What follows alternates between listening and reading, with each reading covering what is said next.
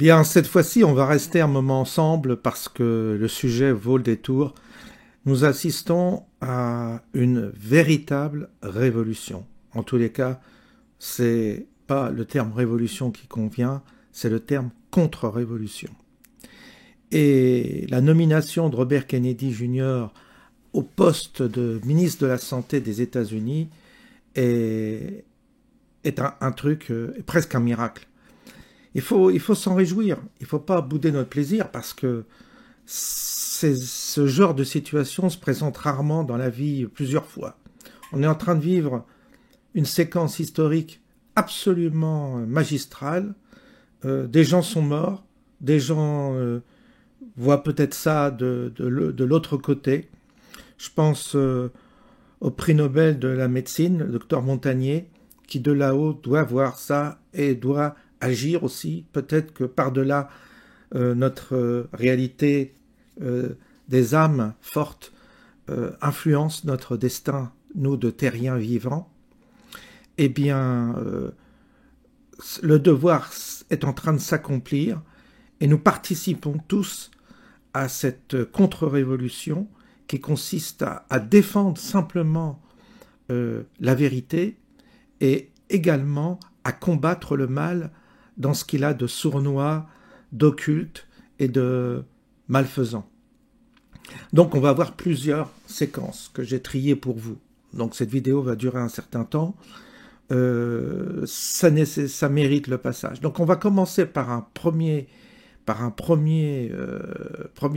entretien.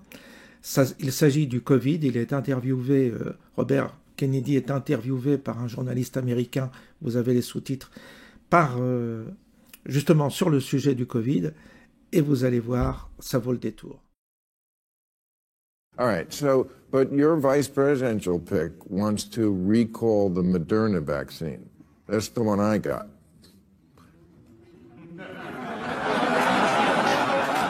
She's not going to... What, do you agree with that? Recall it. I think I think those vaccines we need to have, again, true double-blind, placebo-controlled trials on that. There's 25% of Americans who believe that they know somebody who was killed by a COVID vaccine. Killed? Killed. 25% of Americans, 52% of Americans believe that the vaccines are causing injuries, including death. 52%. If you look at the clinical trial studies, the actual studies that were done that were released of the Pfizer vaccine, Moderna has not released it. If you look at the Pfizer vaccine, there were 22,000 people in the placebo group, 22,000 people who got the actual vaccine. And the people who got the vaccine had a 23% higher death rate from all causes at the end of that study. But that could not be the disease itself? No, well... Because we know that... If it is, then the vaccine doesn't work, does it? Well, it's early... Donc, on reprend. Il y a eu... Pfizer a fait des essais, alors que Moderna n'a pas publié des essais. Donc, 22 000 placebo, 22 000 vaccins. 23% de plus de mortalité chez ceux qui ont été vaccinés. J'espère que c'est clair pour ceux qui n'auraient pas compris. Ensuite, nous allons écouter une séquence où s'exprime le docteur Perron à propos de cette nomination dont il se réjouit sur Sud Radio. On écoute. On a vu la photo, vous étiez hier à un dîner de gala, alors vous étiez très bien en cravate noire, et vous étiez avec Robert Kennedy Jr., donc à ce dîner, en fonction, je crois que c'était en ordre du mouvement MAHA, je rappelle le MAHA, c'est Make America Healthy Again, faire que l'Amérique soit en meilleure santé, qu'elle soit de nouveau en meilleure santé. Alors racontez-nous, c'était quoi ce dîner, c'était en quel honneur et comment ça s'est passé?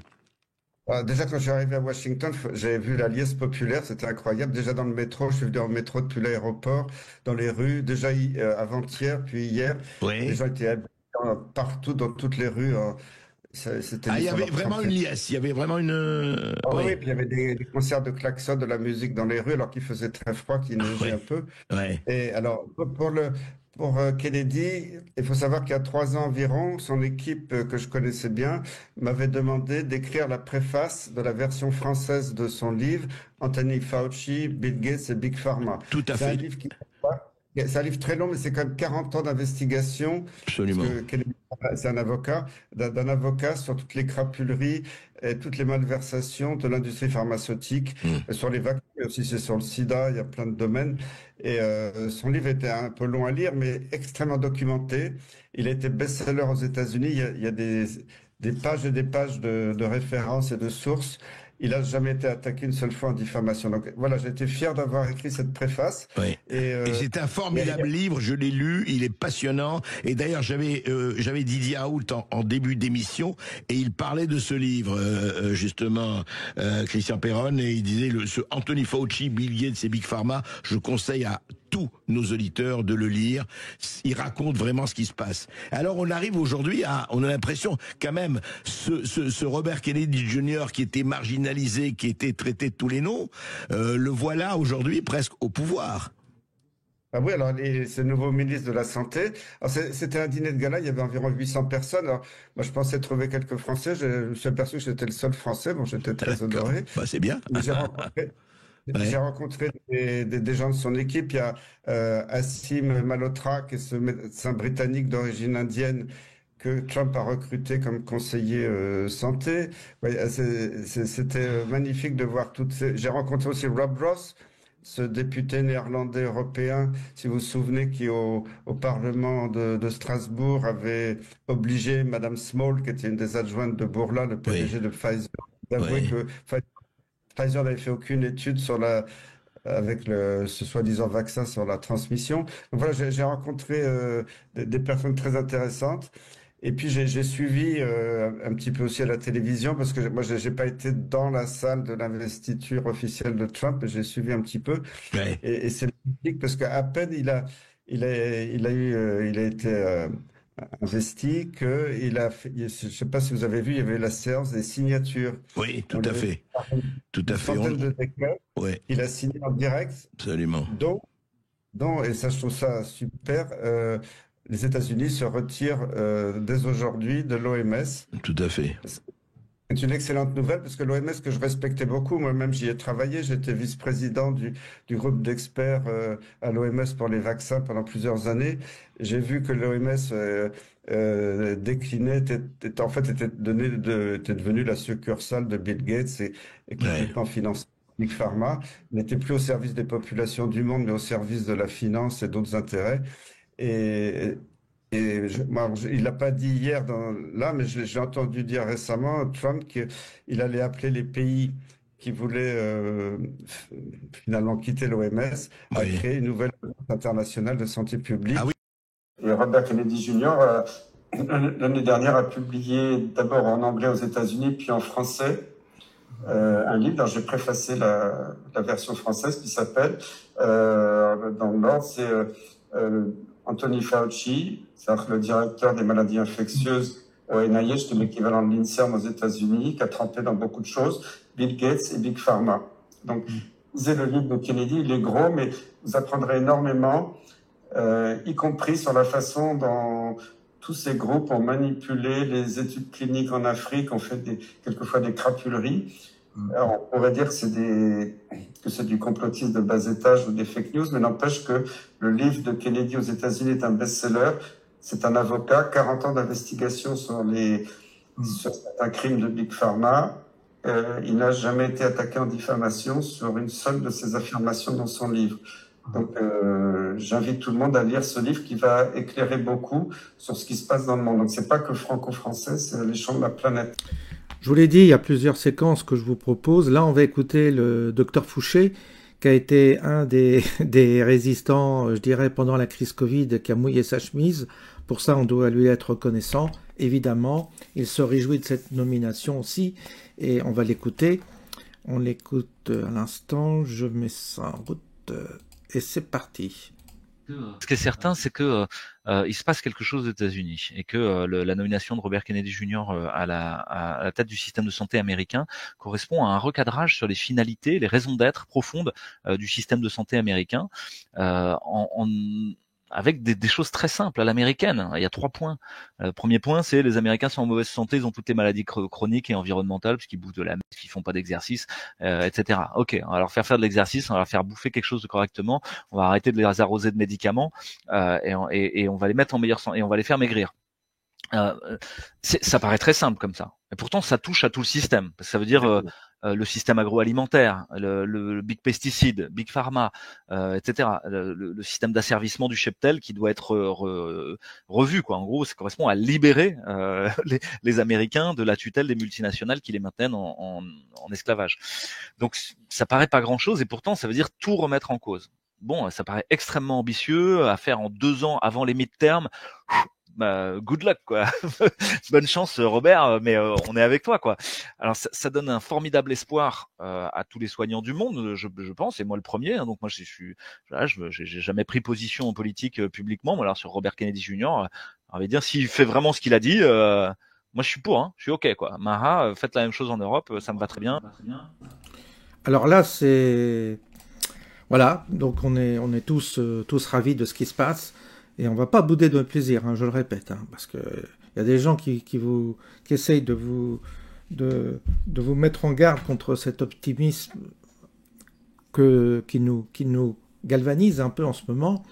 Mais bon, on a tellement morflé que c'est logique de se réjouir de quelque chose. On peut pas toujours être dans la suspicion. Il faut que les gens de droite arrêtent aussi ils sont traumatisés. C'est comme les enfants battus.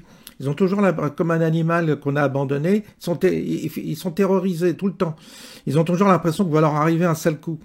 C'est normal, c'est psychologique. Ils ont morflé et donc ils réagissent comme des gens comme des enfants qui ont été battus. Et ils ont du mal. Il va falloir faire une psychanalyse à droite pour se décomplexer et reprendre le pouvoir de l'assurance et arrêter de nous faire dominer par toute cette merde gauchiasse qui nous a pourri la vie, je sais, pendant plusieurs années, mais il va falloir se décomplexer, parler, communiquer et dire ce qu'il en est, parce que c'est les faits, c'est la réalité, c'est ça le sujet. Et là, on va entendre Robert Kennedy sur un sujet annexe, mais qui concerne le contrôle des populations, les outils de contrôle. Il parle de la 5G, tout ça, vous allez voir, c'est tout ce que les gens nous critiquaient. Quand on dénonçait ces choses-là, on nous marquait à l'encre rouge complotiste.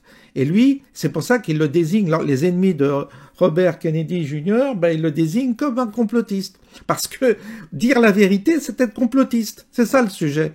Donc vous allez voir. Alors c'est traduit, je ne sais pas si vous pouvez lire la traduction, mais je peux pas vous lire je peux pas vous faire la traduction oralement, donc essayez de regarder les sous-titres et vous verrez, c'est quand même intéressant, ça vaut le détour. New technologies that give governments the capacity to impose controls on populations that have never been imagined before in human history by any tyrant in history. We have 5G, which has created a surveillance state. 5G is not here for your benefit. It's not here so that it's going to make your life better because you can download your video game in 6 seconds rather than 29. The only reason for 5G is because it allows these big data companies run by Bill Gates and Mark Zuckerberg and Jeffrey Bezos to harvest our data, to listen to your conversations on your cell phone. They've always been able to do that, but there was no way for them to transport that data, to subject it to analytics, and then to monetize it and to sell it. Bill Gates today is building a city in Arizona, 80,000 people, with a data center that will be able to take all of this new data, the data on your Alexis in your home. You think that Alexis is working for you? Alexis isn't working for you. She is spying on you. Your cell phone is spying on you. They have biometric facial recognition systems, your GPS. All the satellites that Bill Gates brags that his satellites will be able to monitor every square inch of the planet 24 hours a day. They're going to know, and then they have another innovation, which is digital currency. And once they have digitalized our currency and gotten rid of the cash economy, they have absolute control over us because they'll be able to tax every transaction. The banks will be able to cash in on every transfer of wealth, every transaction, no matter how minuscule, no matter how small. But also they'll be able to enforce obedience.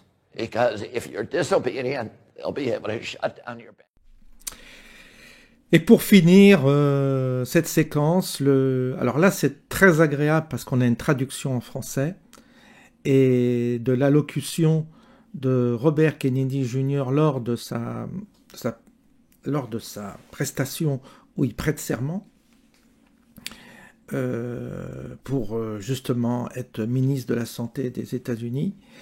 Et il est dans le bureau ovale devant Trump et ce qu'il lui déclare, vous allez voir, c'est surréaliste, on n'imagine pas ça en France. Le 23 août dernier, Dieu m'a envoyé le président Trump. Voilà comment il commence son discours. Et vous allez voir, c'est succulent. C'est le cadeau de cette vidéo. Et bien, nous, on est à des années-lumière de ce monde-là. Il faut bien l'admettre. Le 23 août dernier, Dieu m'a envoyé le président Trump et il m'a donné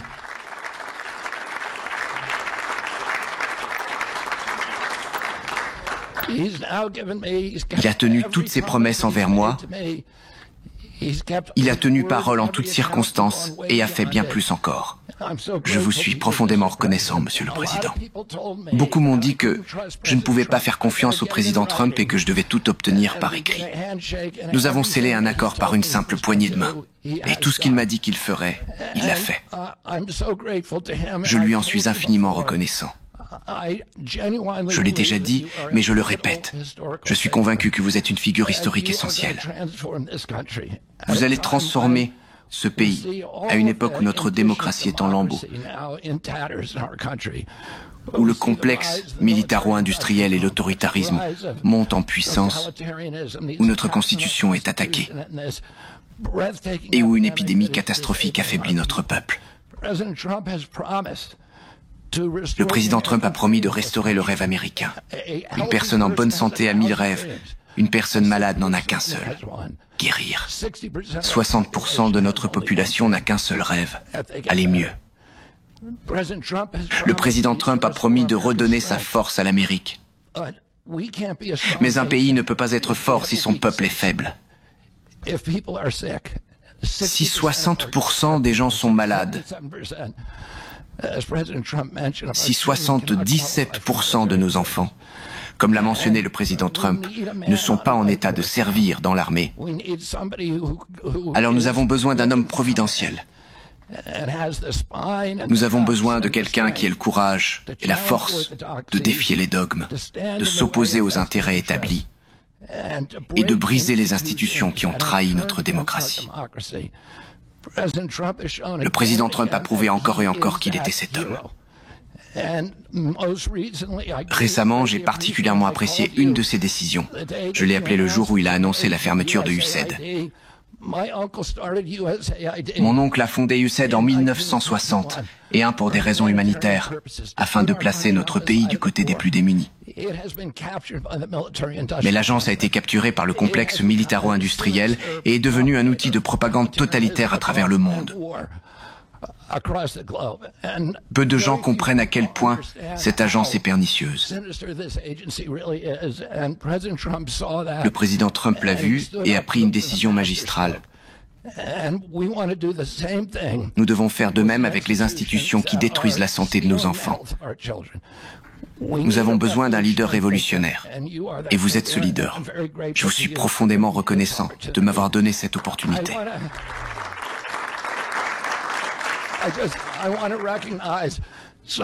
Je tiens également à saluer certains alliés de longue date dans cette bataille, le sénateur Rand Paul, le sénateur Ron Johnson, le sénateur Roger Marshall, Marjorie Taylor Greene et Buddy Carter, des champions de cette cause bien avant que je ne m'y engage moi-même. Je vous remercie d'être resté ferme. Merci infiniment, Président Trump. Merci.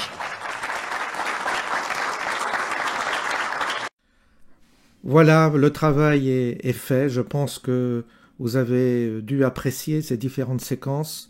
Ça nous réjouit le cœur, ça nous fait plaisir, ça nous conforte dans toutes les intuitions que nous avions, qui étaient plus ou moins construites par des choses qui nous ont interpellés évidemment sur les réseaux alternatifs.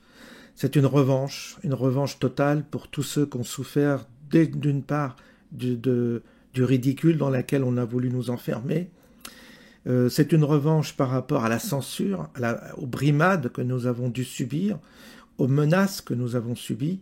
Bref, c'est une revanche contre ce monde pourri qui nous a enfermés dans un narratif qui était délétère et qui était criminel. Nous avons eu au pouvoir, et nous avons encore au pouvoir, des véritables criminels, parce que ce vaccin est un poison. Ce vaccin rend malade. Ce vaccin tue. Et les gens qui ont participé à la vaccination sont des collaborateurs des criminels. Il faudrait un Nuremberg pour juger tous ces gens. Il faudrait les mettre tous en prison et certains même les condamner à mort parce qu'ils sont vraiment odieux, criminels, d'avoir embarqué une population énorme dans un processus d'eugénisme qui a été formaté par l'État profond dont on sait qu'il souhaite la diminution de la population mondiale. J'espère que c'est clair, j'espère que là, il n'y a pas d'ambiguïté. Aujourd'hui, on renverse la table. Aujourd'hui, on peut à nouveau s'exprimer. À nouveau, on peut dénoncer. Eh bien, il faut continuer à enfoncer le clou autant qu'on puisse le faire. Et j'espère que dans cette période des révélations, nous allons pouvoir, nous, en tant que guerriers de la vérité, participer à justement à faire partir tous ces êtres qui ont contribué justement à nous enfermer, à nous rendre malades, à nous assassiner, à nous à nous enfermer et à nous stigmatiser également. C'est la grande revanche. Il faut que toute cette gauche, tous ces gauchistes, et pas que, la droite aussi, cette fausse droite, tous ces gens-là qui ont collaboré, il faut que ces gens-là dégagent. C'est indispensable. Je vous souhaite une bonne journée et je vous dis à bientôt.